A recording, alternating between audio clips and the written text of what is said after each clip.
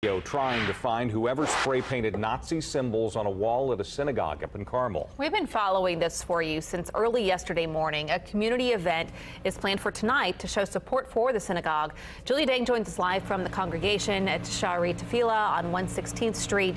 Julia, good morning. Good morning, Kylie. Yeah, the synagogue actually captured the act on camera, and they've gone ahead and shared that video footage with detectives, but Carmel authorities haven't arrested anybody yet. There's no word on who may be behind this graffiti, but the vandal appeared around 11 o'clock on Saturday night and spent 3 hours spray painting a brick wall here. The synagogue says they left about $2,000 to $3,000 worth of damage, and they can't put a number on the amount of pain caused by the images. They include a large red and black Nazi flag crudely painted and covering nearly half the brick wall. We talked to the president of the Shari Tefillah congregation. He was clearly emotional when he talked about how members of his synagogue were affected. I've met some of our congregants in the parking lot to just hug, to recognize how hard it is for some of them.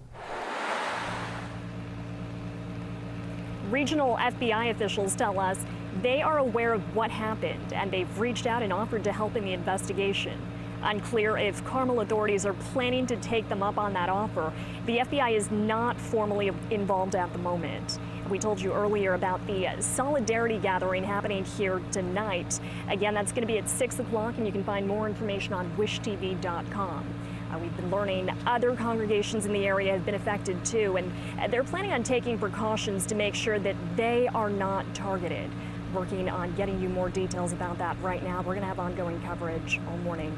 Back to you. Absolutely, Julia. Some of it right now. Several leaders released statements condemning the graffiti. Governor Eric Holcomb released this statement saying in part, "The cowards responsible for these crimes always hide from public scrutiny precisely because they know their actions will be soundly rejected by their neighbors and are not consistent with who we are as a society." And Vice President Mike Pence tweeted about it. He said in part, "Sickened and appalled by the cowardly act of vandalism. Those responsible must be held accountable. These vile acts of anti-Semitism must end."